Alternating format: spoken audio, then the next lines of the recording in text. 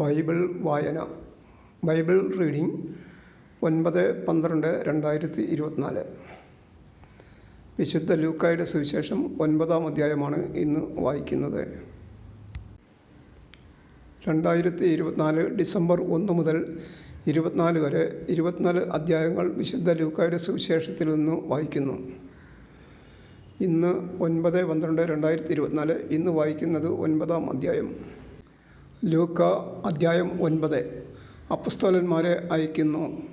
അവൻ 12 പേരെയും വിളിച്ച് സകല പിശാചുക്കളുടെയും മേൽ അവർക്ക് അധികാരവും ശക്തിയും കൊടുത്ത്, അതോടൊപ്പം രോഗങ്ങൾ സുഖപ്പെടുത്താനും ദൈവരാജ്യം പ്രസംഗിക്കാനും രോഗികളെ സുഖപ്പെടുത്താനുമായി അവൻ അവരെ അയച്ചു.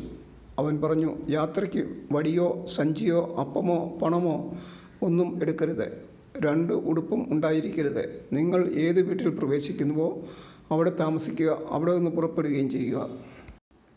നിങ്ങളെ സ്വീകരിക്കാതിരിക്കുന്നവരുടെ പട്ടണത്തിൽ നിന്ന് പോകുമ്പോൾ അവർക്കെതിരെ സാക്ഷ്യത്തിനായി നിങ്ങളുടെ കാലിലെ പൊടി തട്ടിക്കളയുവിൻ. അവർ പുറപ്പെട്ട് ഗ്രാമങ്ങൾ തോറും ചുറ്റി സഞ്ചരിച്ച് സുവിശേഷം പ്രസംഗിക്കുകയും എല്ലായിടത്തും രോഗശാന്തി നൽകുകയും ചെയ്തു.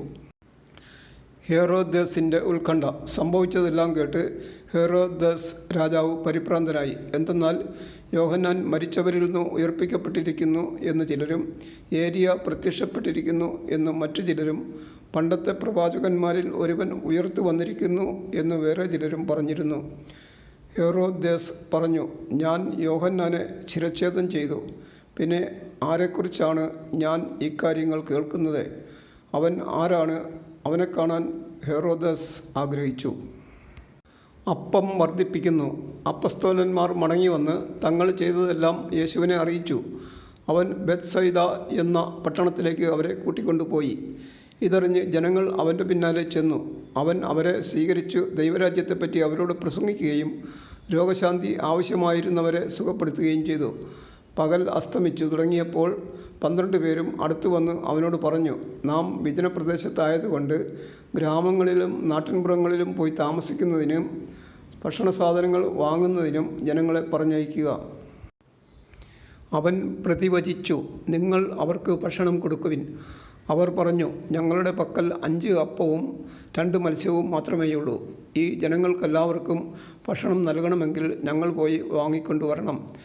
അവിടെ ഏകദേശം 5000 പുരുഷന്മാർ ഉണ്ടായിരുന്നു. അവൻ ശിഷ്യന്മാരോട് പറഞ്ഞു, 50 വീതം പന്തികളായി ജനങ്ങളെ ഇരുത്തുവിൻ. അവർ അങ്ങനെ ചെയ്തു. എല്ലാവരെയും ഇരുത്തി.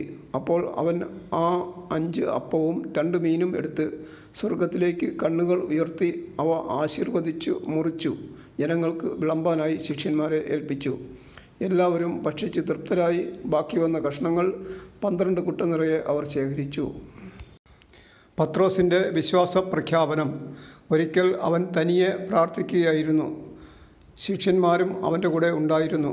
അപ്പോൾ അവൻ ചോദിച്ചു, ഞാൻ ആരെന്നാണ് ജനങ്ങൾ പറയുന്നത്? അവർ മറുപടി നൽകി, ചിലർ സ്നാപക യോഹന്നാൻ എന്നും മറ്റു ചിലർ ഏലിയ എന്നും വേറെ ചിലർ പൂർവ്വ പ്രവാചകന്മാരിൽ ഒരാൾ ഉയർത്തിരിക്കുന്നു എന്നും പറയുന്നു. അപ്പോൾ അവൻ ചോദിച്ചു, ഞാൻ ആരെന്നാണ് നിങ്ങൾ പറയുന്നത്? പത്രോസ് ഉത്തരം നൽകി, നീ ദൈവത്തിൻ്റെ ക്രിസ്തുവാണ്. പീഡാനുഭവവും ഉത്ഥാനവും 1-ാം പ്രവചനം. ഇക്കാര്യം ആരോടും പറയരുതെന്ന് കർശനമായി നിരോധിച്ചതിന് ശേഷം അവൻ അരുളിച്ചെയ്തു, മനുഷ്യപുത്രൻ വളരെയേറെ സഹിക്കുകയും ജനപ്രമാണികൾ, പുരോഹിത പ്രമുഖന്മാർ, നിയമജ്ഞർ എന്നിവരാൽ തിരസ്കരിക്കപ്പെടുകയും വധിക്കപ്പെടുകയും 3-ാം ദിവസം ഉയർപ്പിക്കപ്പെടുകയും ചെയ്യേണ്ടിയിരിക്കുന്നു. അവൻ എല്ലാവരോടുമായി പറഞ്ഞു, ആരെങ്കിലും എന്നെ അനുഗമിക്കാൻ ആഗ്രഹിക്കുന്നെങ്കിൽ അവൻ തന്നെ പരിത്യജിച്ച് അനുദിനം തൻ്റെ കുരിശുമെടുത്തുകൊണ്ട് എന്നെ അനുഗമിക്കട്ടെ. സ്വന്തം ജീവൻ രക്ഷിക്കാൻ ആഗ്രഹിക്കുന്നവൻ അത് നഷ്ടപ്പെടുത്തും. എന്നെ പ്രതി സ്വജീവൻ നഷ്ടപ്പെടുത്തുന്നവൻ അതിനെ രക്ഷിക്കും.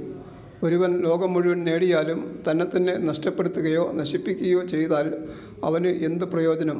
ഒരുവൻ എന്നെക്കുറിച്ചോ എൻ്റെ വചനങ്ങളെക്കുറിച്ചോ ലജ്ജിച്ചാൽ അവനെക്കുറിച്ച് മനുഷ്യപുത്രനും തൻ്റെയും പിതാവിൻ്റെയും വിശുദ്ധ ദൂതന്മാരുടെയും മഹത്വത്തിൽ വരുമ്പോൾ ലജ്ജിക്കും. എന്നാൽ ദൈവരാജ്യം കാണുന്നതിന് മുമ്പ് മരിക്കുകയില്ലാത്ത ചിലർ ഈ നിൽക്കുന്നവരുടെ ഇടയിലുണ്ട് എന്ന് സത്യമായി ഞാൻ നിങ്ങളോട് പറയുന്നു. യേശു രൂപാന്തരപ്പെടുന്നു. അവൻ ഇത് പറഞ്ഞിട്ട് ഏകദേശം 8 ദിവസങ്ങൾ കഴിഞ്ഞ് പത്രോസ്, യോഹന്നാൻ, യാക്കോബ് എന്നിവരെ കൂട്ടിക്കൊണ്ട് പ്രാർത്ഥിക്കാൻ മലയിലേക്ക് കയറിപ്പോയി.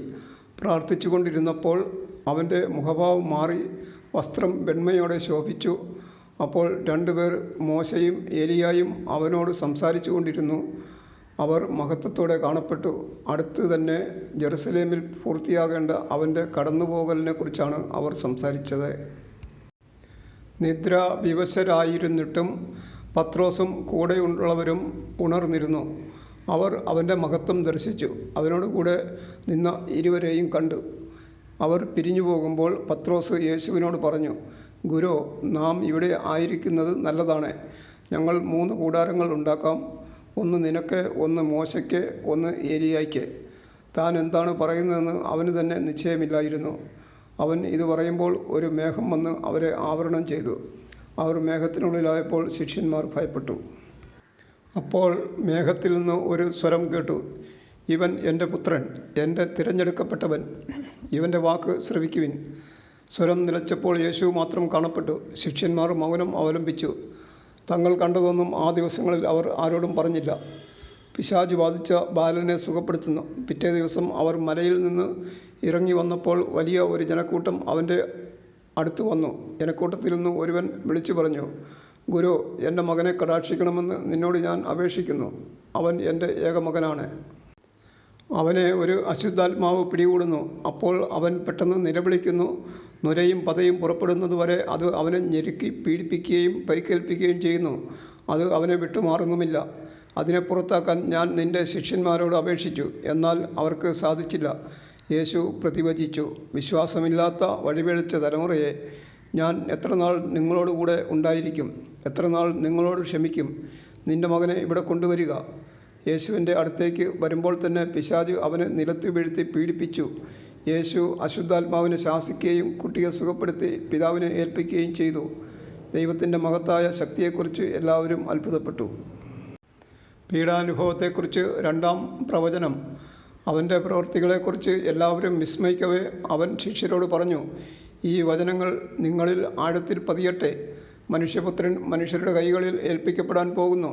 അവർക്ക് ഈ വചനം മനസ്സിലാക്കാൻ കഴിഞ്ഞില്ല. അവർക്ക് മനസ്സിലാക്കാൻ സാധിക്കാത്ത വിധം അത് അത്ര നിഗൂഢമായിരുന്നു. അതേപ്പറ്റി അവനോട് ചോദിക്കാൻ അവർ ഭയപ്പെട്ടു. ആരാണ് വലിയവൻ? തങ്ങളിൽ വലിയവൻ ആരാണ് എന്ന് അവർ തർക്കിച്ചു.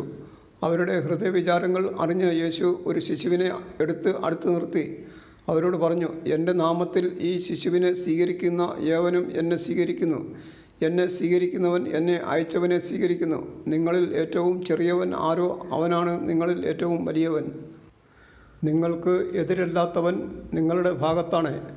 യോഹന്നാൻ പറഞ്ഞു, ഗുരു, നിൻ്റെ നാമത്തിൽ പിശാചുക്കളെ പുറത്താക്കുന്ന ഒരാളെ ഞങ്ങൾ കണ്ടു. അവൻ ഞങ്ങളോടൊപ്പം നിന്നെ അനുഗമിക്കാത്തതുകൊണ്ട് ഞങ്ങൾ അവനെ തടഞ്ഞു. യേശു പറഞ്ഞു, അവനെ തടയണ്ട, എന്തെന്നാൽ നിങ്ങൾക്ക് എതിരല്ലാത്തവൻ നിങ്ങളുടെ ഭാഗത്താണ്. സമരിയാക്കാരുടെ തിരസ്കാരം. തൻ്റെ ആരോഹണത്തിൻ്റെ ദിവസങ്ങൾ പൂർത്തിയായിക്കൊണ്ടിരിക്കവേ അവൻ ജെറുസലേമിലേക്ക് പോകാൻ ഉറച്ചു. അവൻ തനിക്ക് മുമ്പേ ഏതാനും ദൂതന്മാരെ അയച്ച് അവന് വേണ്ട ഒരുക്കങ്ങൾ ചെയ്യാൻ അവർ സമരിയാക്കാരുടെ ഒരു ഗ്രാമത്തിൽ പ്രവേശിച്ചു. അവൻ ജെറുസലേമിലേക്ക് പോവുകയായിരുന്നതുകൊണ്ട് അവർ അവനെ സ്വീകരിച്ചില്ല. ഇത് കണ്ടപ്പോൾ ശിഷ്യന്മാരായ യാക്കോബും യോഹന്നാനും പറഞ്ഞു, കർത്താവേ, സ്വർഗത്തിൽ നിന്ന് അഗ്നി ഇറങ്ങി ഇവരെ നശിപ്പിക്കട്ടെ എന്ന് ഞങ്ങൾ പറയട്ടെയോ? അവൻ തിരിഞ്ഞ് അവരെ ശാസിച്ചു. അവർ മറ്റൊരു ഗ്രാമത്തിലേക്ക് പോയി. ശിഷ്യത്വം ആവശ്യപ്പെടുന്ന ത്യാഗങ്ങൾ. അവർ പോകും വഴി ഒരുവൻ അവനോട് പറഞ്ഞു, നീ എവിടെ പോയാലും ഞാൻ നിന്നെ അനുഗമിക്കും. യേശു പറഞ്ഞു, കുറുനരികൾക്ക് മാളങ്ങളും ആകാശത്തിലെ പക്ഷികൾക്ക് കൂടുകളും ഉണ്ട്, മനുഷ്യപുത്രന് തലചായ്ക്കാൻ ഇടമില്ല. അവൻ വേറൊരുവനോട് പറഞ്ഞു, എന്നെ അനുഗമിക്കുക. അവൻ പറഞ്ഞു, കർത്താവേ, ഞാൻ ആദ്യം പോയി എൻ്റെ പിതാവിനെ സംസ്കരിക്കാൻ അനുവദിച്ചാലും? അവൻ പറഞ്ഞു, മരിച്ചവർ തങ്ങളുടെ മരിച്ചവരെ സംസ്കരിക്കട്ടെ, നീ പോയി ദൈവരാജ്യം പ്രസംഗിക്കുക. മറ്റൊരുവൻ പറഞ്ഞു, കർത്താവേ, ഞാൻ നിന്നെ അനുഗമിക്കാം, പക്ഷേ ആദ്യം പോയി എൻ്റെ വീട്ടുകാരോട് വിട വാങ്ങാൻ അനുവദിക്കണം. യേശു പറഞ്ഞു, കലപ്പയിൽ കൈ വച്ചിട്ട് പിന്തിരിഞ്ഞു നോക്കുന്ന ഒരുവനും സ്വർഗരാജ്യത്തിന് യോഗ്യനല്ല. വിശുദ്ധ ലൂക്കായുടെ സുവിശേഷം 9-ാം അധ്യായം പൂർണ്ണമായി. നാളെ 10-ാം അധ്യായം വായിക്കാൻ കൃപ തരണമേ എന്ന് പ്രാർത്ഥിക്കുന്നു. Thank you.